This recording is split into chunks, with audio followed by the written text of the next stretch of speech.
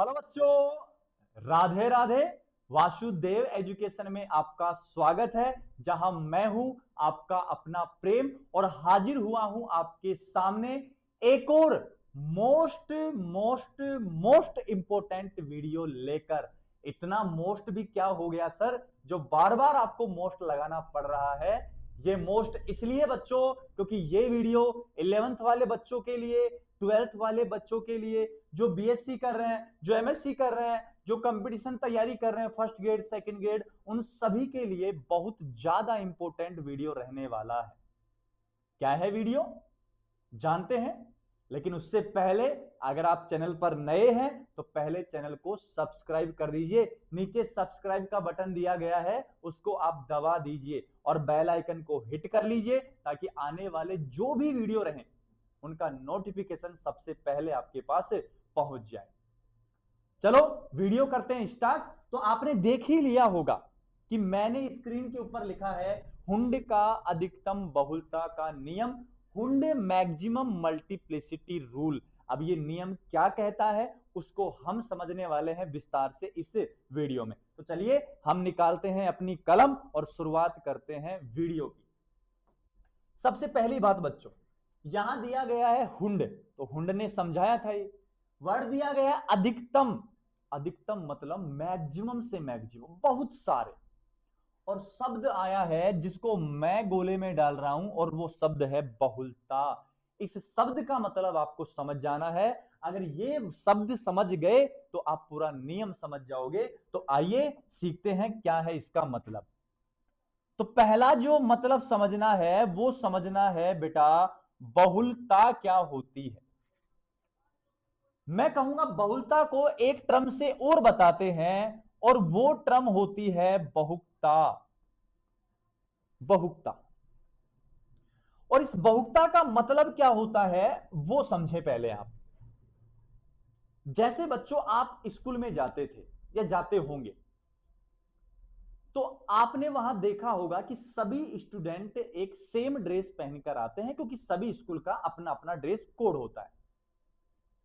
अब प्रिंसिपल ना सामने खड़ा है प्रेयर में, तो वो एक बात कह दे, मान लो कि सभी बच्चों ने समान ड्रेस पहन रखी है। वहां पास मैं भी खड़ा हूं, लेकिन मेरे दिमाग में दूसरी बात आई और मैंने क्या कहा कि एक समान ड्रेस में कई सारे बच्चे हैं। तो मैंने क्या कहा, समान ड्रेस में बहुत सारे बच्चे, कई बच्चे हैं, वो ही क्या कहलाती है, बहुकता कहलाती है। मतलब समान प्रकार के, समान प्रकार के कई, कई, या मैं कह दूं बहुत सारे, समान प्रकार के बहुत सारे क्या कहलाते हैं, बहुकता या बहुलता को दर्शाते हैं। जैसे मैं कहूं बच्चों, एक भेड़ों का झुंड है, देखा होगा ना, गडेरिया भेड़ों को लेकर जाता रहता है, तो बहुत सारी भेड़ें हैं वहां पे। तो शब्द कौन सा आया, बहुत सारी भेड़ हैं। और सारी भेड़ कैसी हैं, समान प्रकार की। क्या आप पहचान लेते हो इनमें से रीना कौन सी है, टीना कौन सी है, बीना कौन सी है? नहीं, समान प्रकार की भेड़ें हैं सारी की सारी। इस प्रकार गधों का झुंड है, और गधों के झुंड में मैं कहूं पहचानो कौन सा गधा है, अरे वो सारे गधे हैं। एक गधा ही पहचान सकता है कि ये सर अलग है, और हम वो है नहीं, तो हम तो पहचान ही नहीं सकते। तो हमारे लिए क्या हो जाएंगे, समान प्रकार के बहुत सारे गधे हो गए। तो जब ये शब्द आए तो आप समझ जाना बहुकता की बात हो रही, वहां तादाद ज्यादा है, वहां संख्या ज्यादा है। अब दूसरी बात, ये नियम क्या कहना चाहता है, ये नियम कहता है बेटा, समान प्रकार के, समान प्रकार के क्या हो, कक्षक हो, या इन्हीं कक्षकों को कह दूंगा मैं उपकोष। इनमें समान प्रकार के कक्षक या उपकोष कैसे होते हैं, समान ऊर्जा के होते हैं, समान ऊर्जा के होते हैं। ठीक है, अब नेक्स्ट पॉइंट लिखूंगा और वो पॉइंट बहुत ज्यादा काम का है, और उस पॉइंट को मैं लिखूंगा नेक्स्ट पेज पर, तो आप इनको बनाइए पहले। ठीक है, अब मैं नेक्स्ट पेज पे क्या कहने वाला हूं वो समझिए। नेक्स्ट पॉइंट है समान ऊर्जा के, समान ऊर्जा के क्या है, कक्षक या उपकोष हैं बेटा, उपकोष हैं ये लीजिए। और इन उपकोषों में सर्वप्रथम एक एक इलेक्ट्रॉन भरा जाता है, ये ली भरा जाता है।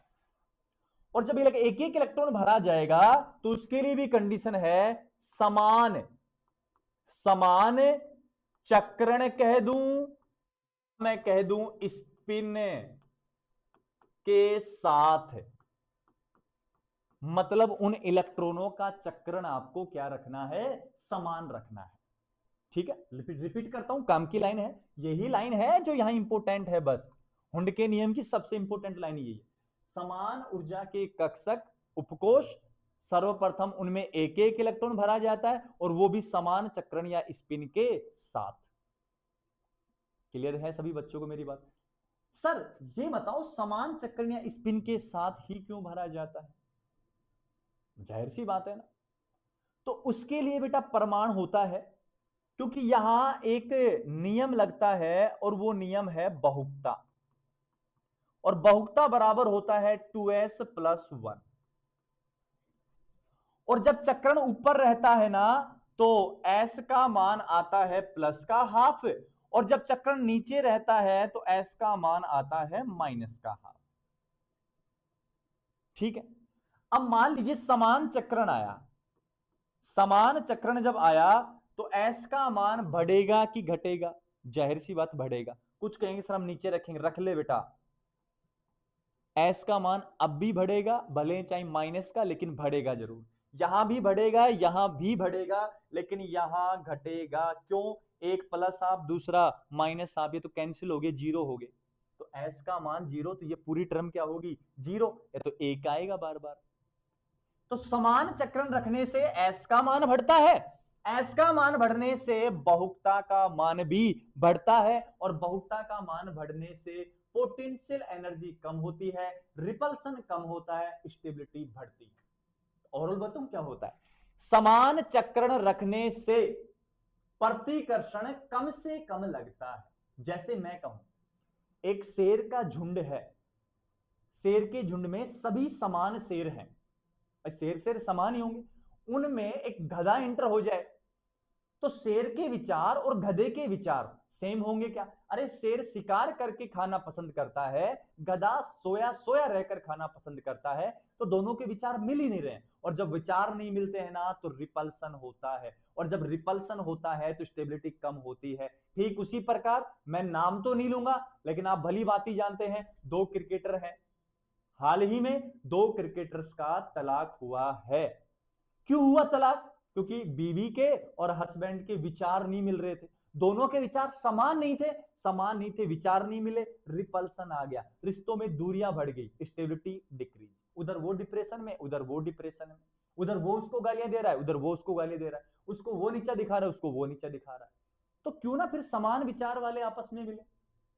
जैसे मैं और मेरी बीवी, दोनों के हमारे विचार मिलते हैं, हम खुशी खुशी दोनों साथ रहते हैं।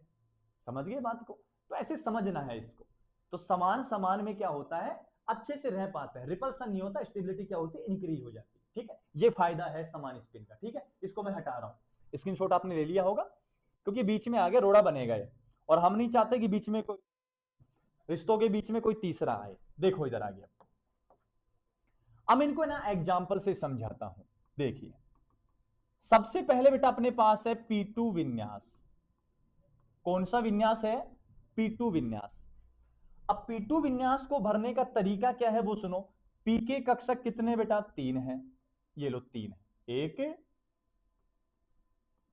3 हो गए। मैं 3 तरीकों से समझाऊंगा, आपको समझना है, ये लीजिए। ठीक है यहां तक। अब P2 विन्यास अपने पास आया तो P उपकोष में 2 इलेक्ट्रॉन है, 2 इलेक्ट्रॉन भरने हैं, तो मैंने क्या किया, देखो दोनों यहां भर दी,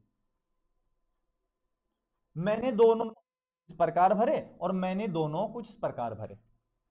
तो बेटा हुंड के नियम के अनुसार ये तो गलत हो गया। क्यों? क्योंकि यहां समान ऊर्जा के 3 कक्षक थे और समान ऊर्जा में सर्वप्रथम एक एक भरा जाता है। तीसरे को मिले ना मिले बात अलग है, पहले तो एक एक भरो ना। और यहां मैंने समान ऊर्जा के में पहले एक एक भरा है, इसका समान चक्रण, इनका भी समान चक्रण, ये सही है और ये भी सही है। लेकिन कोशिश करना कि इनका चक्रण ज्यादा से ज्यादा ऊपर की ओर रहे। ऊपर की ओर रहने से एस का मान प्लस का हाफ, मल्टीप्लिसिटी बढ़ती है, स्टेबिलिटी बढ़ती है। और लाइफ में और केमिस्ट्री में सब स्टेबल होना चाहते हैं। ठीक इसी प्रकार मैं अगर भरूं बेटा P4 विन्यास की मैं बात करूं, P4 विन्यास की, तो सुनिए बेटा मेरी बात को अच्छे से, सुनिए बेटा मेरी बात को अच्छे से। क्या सुनेंगे सब बच्चे, देखना इधर। P4 विन्यास में भरने का तरीका 1 2 लीजिए, तरीके तो बताने हैं। पहला तरीका हमने ये रखा 1 2 3 4, उसके बाद 1 2 3 4, उसके बाद ये लीजिए। हो सर समान चक्रण रख दिया, नहीं बेटा तूने गलत कर दिया, क्योंकि समान ऊर्जा के में पहले एक एक भरना है, गलत हो गया तेरा।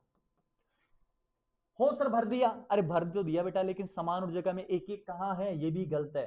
तो पहले समान ऊर्जा के में एक एक भरे हैं, फिर युग्मन करवाया है, जरूरत पड़ी है तो ये बेटा अपना सही है। क्लियर है क्या मेरी बात? यहां से एक बात और समझ आई कि जब 4 इलेक्ट्रॉन भरने थे ना तो पहले एक एक भरा, तो फिर एक कक्षक ऐसा है जिसमें एक और इलेक्ट्रॉन आया है क्या? अब इस कक्षक में इलेक्ट्रॉन कितने हो गए? 2, और 2 आते ही युग्मन हो जाता है। ठीक है, तो मैं कहूं एक एक इलेक्ट्रॉन भर दिया समान स्पिन के साथ, इसके पश्चात क्या करवाते हैं? युग्मन कराते हैं। जरूरत पड़ती है तो युग्मन करवाया जाता है। क्लियर है क्या सभी बच्चों को? मैं एक बार माइक देख लूं, क्योंकि थोड़ी देर पहले डेड हो गया था, दोबारा रिकॉर्ड करना पड़ रहा है सारा का सारा। समझ रहे हो बात को? ठीक है, यहां तक एक एक भर दिया तो जरूरत पड़ी तो युग्मन करवाना पड़ता है। अब एग्जांपल से समझाता हूं कैसे।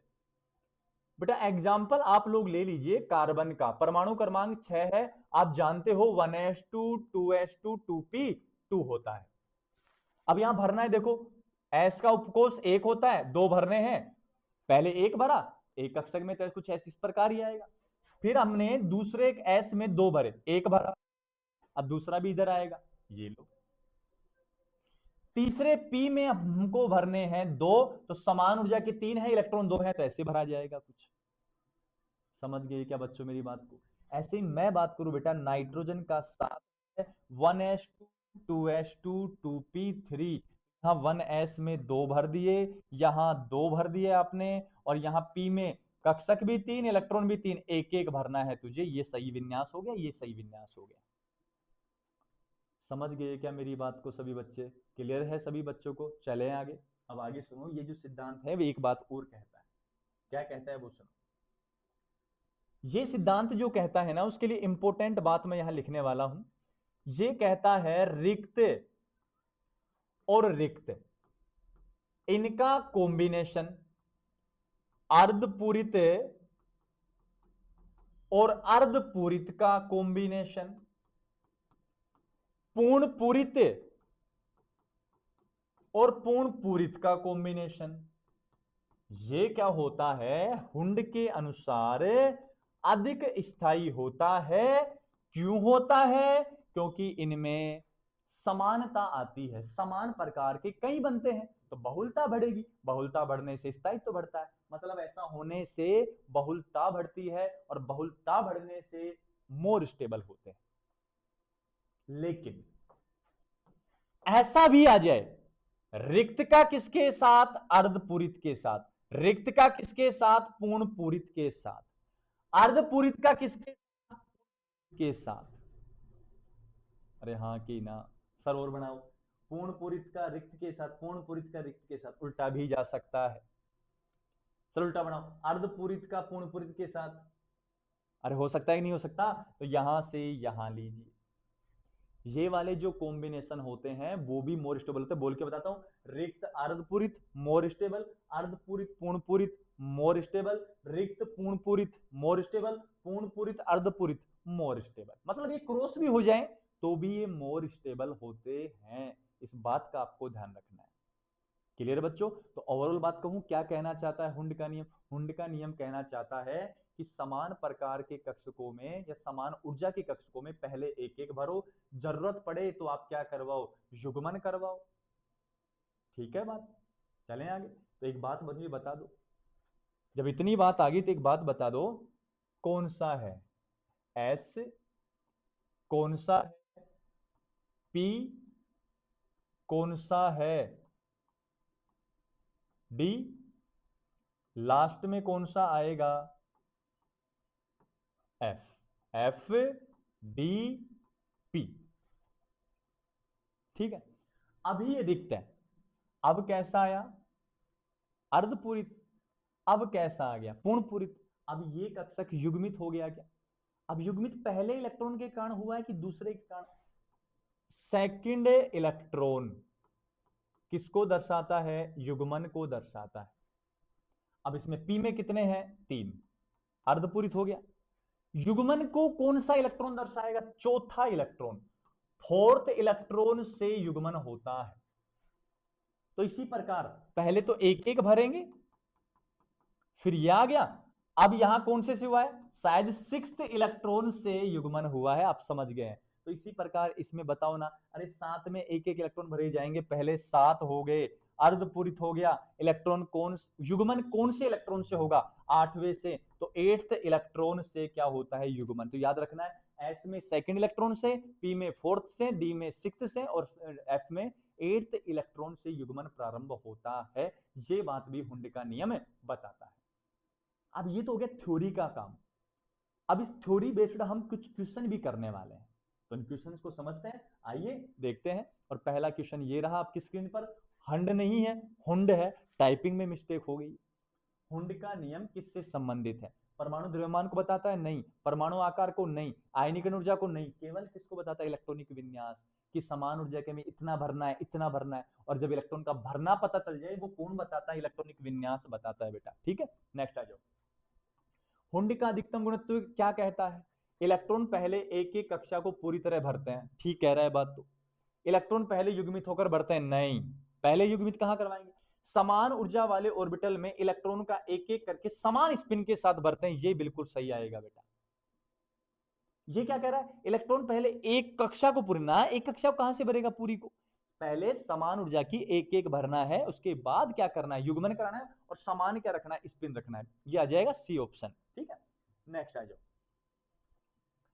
यदि किसी सब सेल में, या पी सब सेल लगा लो, यदि किसी पी सब सेल में 4 इलेक्ट्रॉन भरने हो तो हुंड का नियम कहता है, ये देखो पी सब सेल है, इलेक्ट्रॉन कितने, पी सब सेल है 4 इलेक्ट्रॉन है, तो पहले समान ऊर्जा के में एक एक, उसके बाद क्या कराते हैं, युग्मित। युग्मित कौन से इलेक्ट्रॉन, चौथे से। तो सुनो, सभी एक ही कक्षा में भरेंगे, नहीं नहीं नहीं, 3 कक्षाओं में पहले एक एक इलेक्ट्रॉन और चौथा इलेक्ट्रॉन युग्मित होगा, बिल्कुल सही बात कर रहे हैं। पहले सभी युग्मित, तो ना ना ना, कोई निश्चित क्रम नहीं, निश्चित क्रम होता है, हुंड क्यों आया फिर, तो बेटा इसको मार्क करना है आपको, ये आपका ऑप्शन क्या हो जाएगा, सही हो जाएगा। इधर आ जाओ, ऑक्सीजन ओ दे रखा है, पर जेड बराबर परमाणु क्रमांक 8 है, का सही ग्राउंड स्टेट इलेक्ट्रॉनिक विन्यास हुंड के नियम के अनुसार होगा। अब विन्यास क्या होता है, सुनो, 1s2 2s2 2p4, देखो यहां भी ठीक है, यहां भी ठीक है, यहां भी, या 3s आया, गलत है, ऑप्शन काटना सीख गए आप। अब सुनो, पी में 4 है, तो यहां पी का दे रखा है, पी का विन्यास दे रखा है, तो यहां देखो बेटा 1 2 3 4 5 6 इलेक्ट्रॉन तो है नहीं, वैसे इलेक्ट्रॉन कितने बेटा, 1 2 3 4 5, वैसे कट गए। अब जो आएगा वही तो होगा ये, और ये सही भी है, एक इलेक्ट्रॉन यहां, एक ऐसे और एक ऐसे और एक ऐसे, ये विन्यास सही हो जाएगा इसका। क्लियर है क्या मेरी बात यहां तक, आगे सुनिए। नेक्स्ट कहना चाह रहा है कि हुंड के अधिकतम गुणत्व नियम का पालन न करने पर, कोई हुंड का नियम का पालन नहीं करे तो क्या हो जाएगा, तो वो बताएगा, इलेक्ट्रॉन की स्थिरता बढ़ेगी ना, स्थिर कैसे होंगे, इलेक्ट्रॉन की ऊर्जा घटेगी ना, घटेगी तो स्थायित्व बढ़ जाता है, इलेक्ट्रॉनों के बीच प्रतिकर्षण होगा, बिल्कुल सही बात कह रहा है। अगर कोई ये नहीं करेगा तो लड़ाइयां होंगी, प्रतिकर्षण बढ़ेगा, कि मैं ऐसे रहूंगा, मैं ऐसे रहूंगा, मैं ऐसे रहूंगा, नहीं, तो प्रतिकर्षण बढ़ेगा, तो ऐसा करना नहीं है। तो ये हुंड के नियम नहीं पालना करने का परिणाम है। क्लियर है बात, नेक्स्ट आ जाइए। Mn+6 आयन जेड बराबर 25 में इलेक्ट्रॉनिक विन्यास होता है, हुंड के अनुसार यह क्या विशेष रूप से स्थिर होता है, अधिकतम युग्मित इलेक्ट्रॉन होते हैं, सभी इलेक्ट्रॉन एक ही कक्षा में होते हैं, सभी 5 कक्षाओं में एक एक इलेक्ट्रॉन समान स्थिति होता है, आधा बराबर। देखो एक बार देखो, Mn है, Mn का परमाणु क्रमांक बेटा 25, 18 भर दे आर्गन के। 3D में कितने 5, 4s में कितना 2। अब Mn +2 है, +2 है तो यहां 2 इलेक्ट्रॉन बाहर कर दो, 18 तो आर्गन के बचे, 3D में कितने 5 हो गए, 4s में कितना हो गया 0। अब बताओ डी के कक्षक कितने हैं, 5 हैं, 1 2 3 4 5, एक एक भरा गया, और s में कितना है 0, ये 4s ये 3D। तो बेटा देख ये तो शायद अर्धपूरित हो गया, ये पूर्णपूरित अधिक स्थायी हो गया। क्लियर है। अब ऑप्शन में क्या कहेगा, अधिकतम युग्मित इलेक्ट्रॉन है, कहां युग्मित है, नहीं है। सभी इलेक्ट्रॉनों का एक ही कक्षा में होते हैं, एक ही कक्षा में कहां है, अलग अलग कक्षाओं में है यार। डी के 5 है, dxy dy z dz dx2 y2 dz2, सभी 5 कक्षाओं में एक एक इलेक्ट्रॉन समान स्पिन के साथ। बिल्कुल सही बात है, सभी 5 कक्षाओं में एक एक इलेक्ट्रॉन समान स्पिन के साथ है। आधा भरा हुआ सेल है, अरे अर्धपूरित है क्या, बिल्कुल सही उत्तर ये जाएगा अपना। ऊर्जा न्यूनतम होती क्योंकि इलेक्ट्रॉनिक नहीं है, ना ना ना ये कोई ऑप्शन नहीं है, ये जाएगा। ये कहना चाह रहा है कि सभी सेल में एक एक इलेक्ट्रॉन है, मतलब समान स्पिन के साथ है, अर्धपूरित है, आधा भरा हुआ है। क्लियर है बच्चों। तो ये था अपने पास हुंड का अधिकतम बहुलकता का नियम। उम्मीद है आपको अच्छे से समझ आ पाया होगा। नहीं आए वीडियो को दोबारा से देख लेना।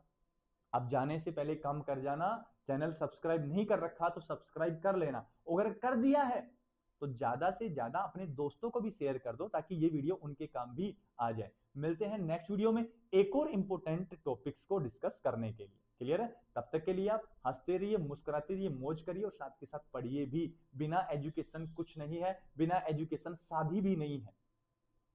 क्लियर बच्चों। अगर आपका ध्यान भटकता है तो आप राधा राधा नाम का जप कीजिए, आप श्याम जी का नाम लीजिए, आप वासुदेव का नाम लीजिए, आपका ध्यान एकाग्र होगा और आपको मदद मिलेगी। आपको मदद मिलेगी पढ़ने में, आपको मदद मिलेगी आपके मन को एकाग्रचित करने में। यकीन नहीं है तो आप करके देखिए।